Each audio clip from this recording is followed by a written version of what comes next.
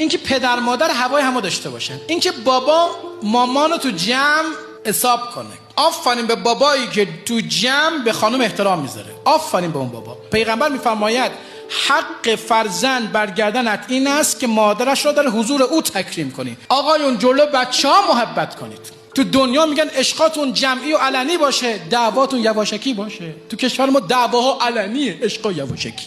جلوی جمع خانومتو ببوس، پیشونیشو یه لحظه داشت سوتی میشد. جدا میگم چه اشکال داره؟ عشقم، نفس، همسرم بگو.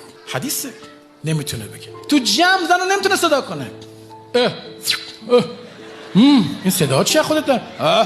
اسم داره.